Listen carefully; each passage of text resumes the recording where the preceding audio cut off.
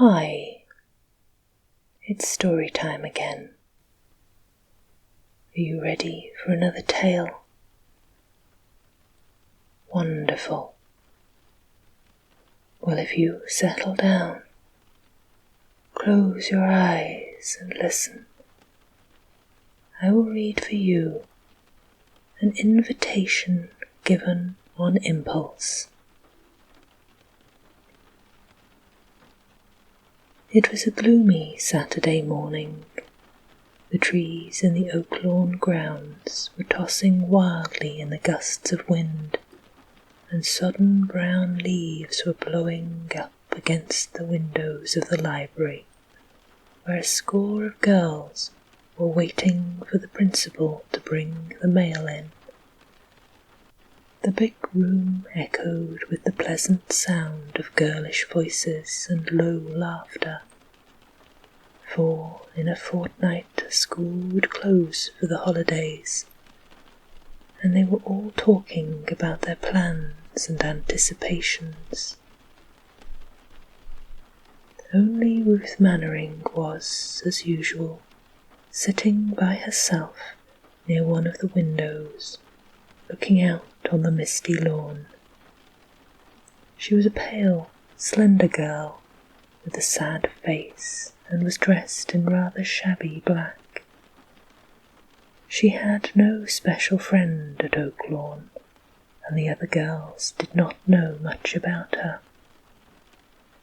If they had thought about it at all, they would probably have decided that they did not like her, but for the most part they simply overlooked her.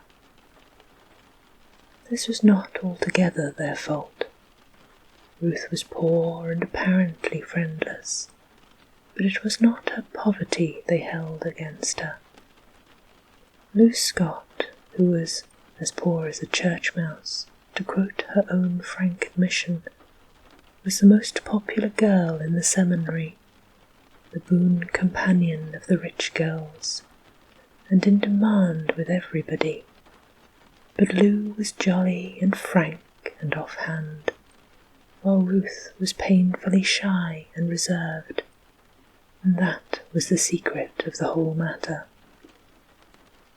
There was no fun in her, the girls said, and so it came about that she was left out of their social life, and was almost as solitary at Oaklawn as if she had been the only girl there.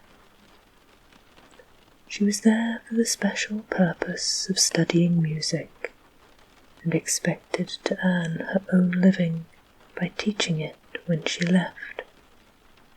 She believed that the girls looked down on her on this account.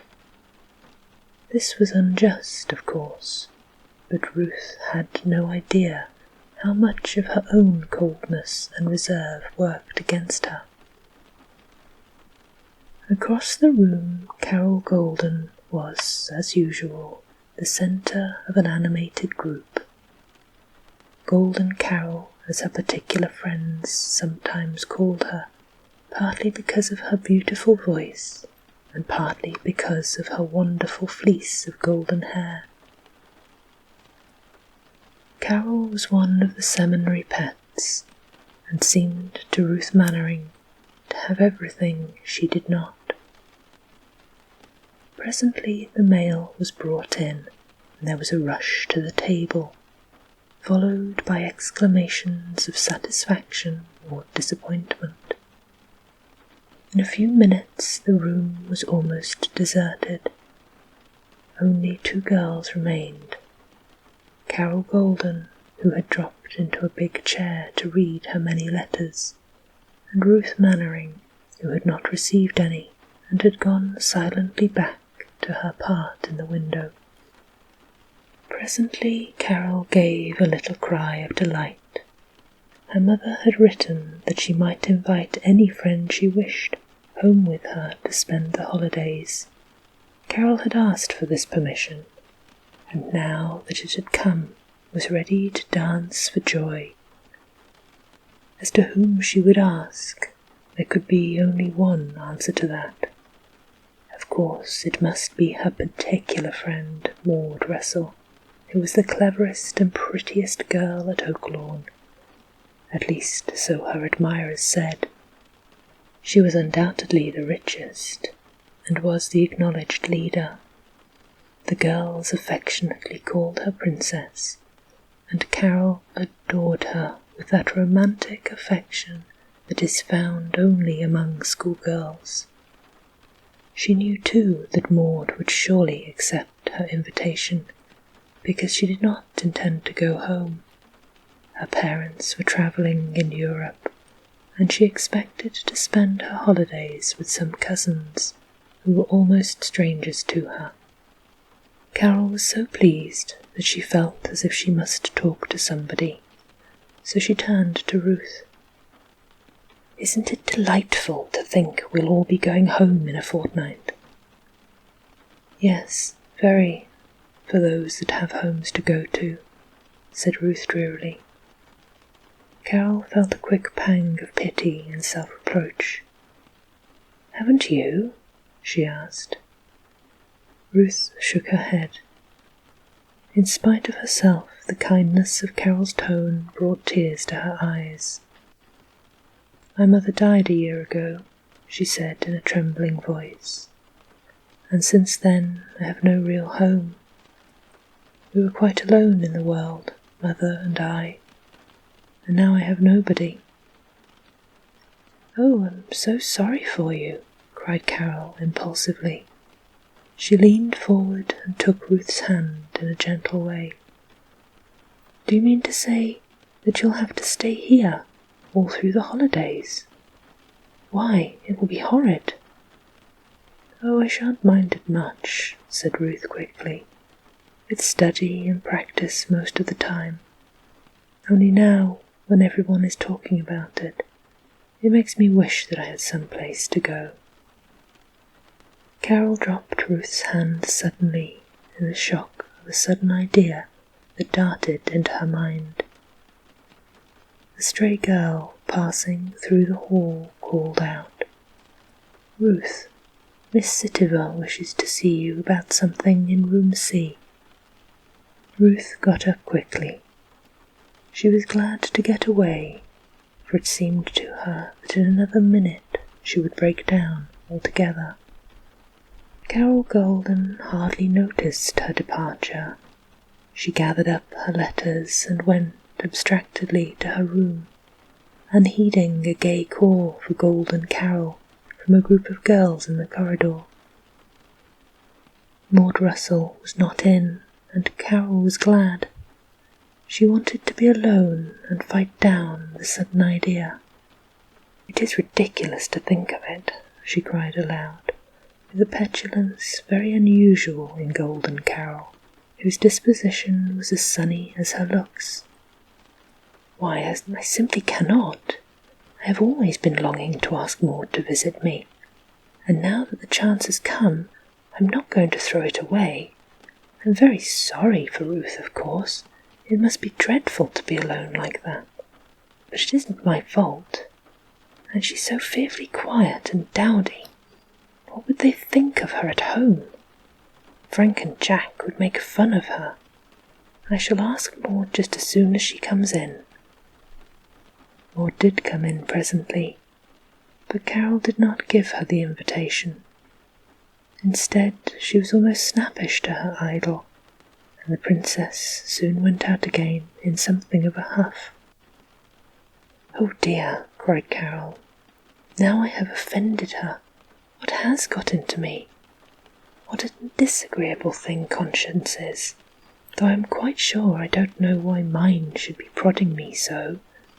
I don't want to invite Ruth Mannering home with me for the holidays, but I feel exactly as if I should not have a minute's peace of mind all the time if I didn't. Mother would think it all right, of course. She would not mind if Ruth dressed in calico and never said anything but yes and no, but how the boys would laugh! I simply don't want to do it, conscience or no conscience." In view of this decision, it was rather strange that the next morning Carol Golden went down to Ruth Mannering's lonely little room on Corridor 2 and said, "Ruth, will you go home with me for the holidays? Mother wrote me to invite anyone I wished. Don't say you can't come, dear, because you must." Carol never, as long as she lived, forgot Ruth's face in that moment. "It was absolutely transfigured," she said afterwards. "I never saw anyone look so happy in my life." A fortnight later, unwanted silence reigned at Oak Lawn. The girls were scattered far and wide, and Ruth Mannering and Carol Golden were at the latter's home. Carol was a very much surprised girl. Under the influence of kindness and pleasure, Ruth seemed transformed into a different person.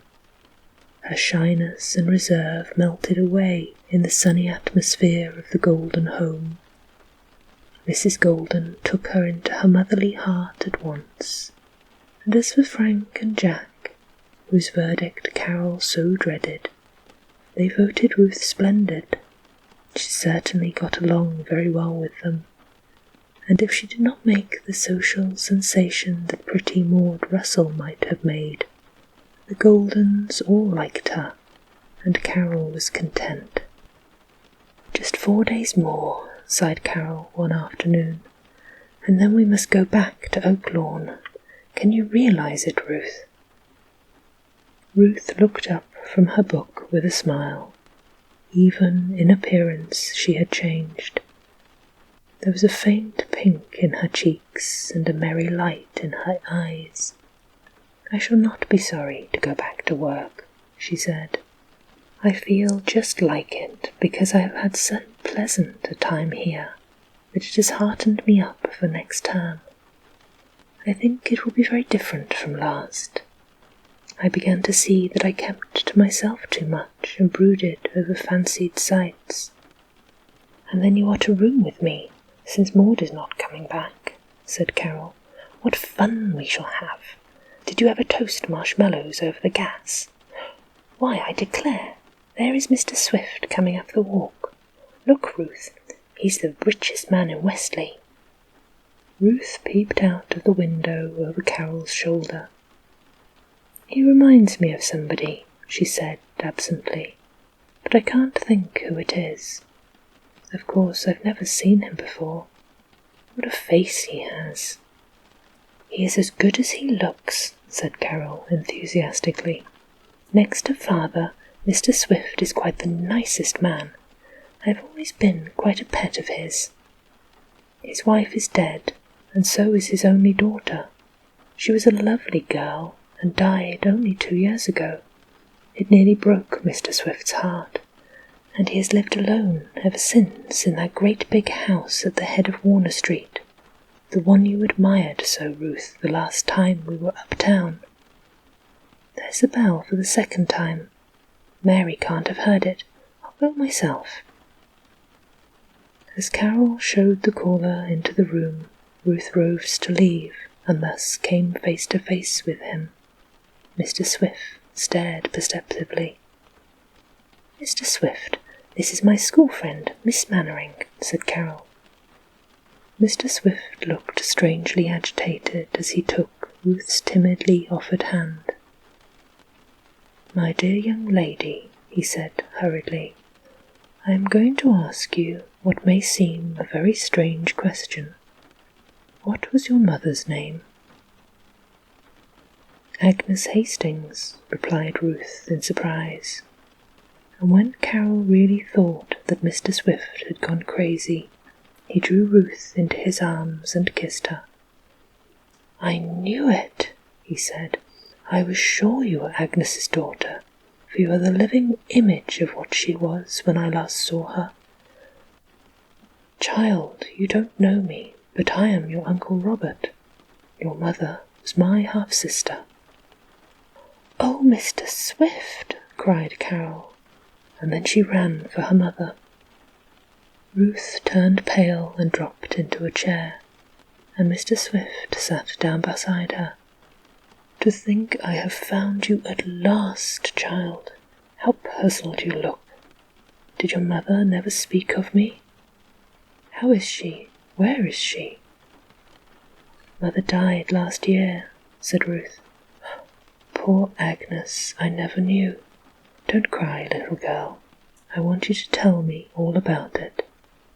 She was much younger than I was, and when our mother died, my stepfather went away and took her with him. I remained with my father's people and eventually lost all trace of my sister. I was a poor boy then. Things have looked up with me, and I have often tried to find her."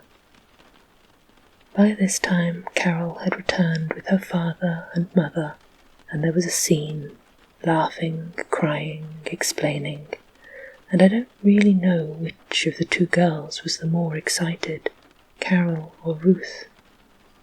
As for Mr. Swift, he was overjoyed to find his niece, and wanted to carry her off with him then and there, but Mrs. Golden insisted on her finishing her visit. When the question of returning to Oaklawn came up, Mr. Swift would not hear of it at first, but finally yielded to Carol's entreaties and Ruth's own desire. "I shall graduate next year, Uncle, and I can come back to you for good after that." That evening, when Ruth was alone in her room, trying to collect her thoughts and realize that the home and love she had so craved were really to be hers at last, Golden Carol was with her mother in the room below, talking it all over. "Just to think, Mother, if I had not asked Ruth to come here, this would not have happened. And I didn't want to.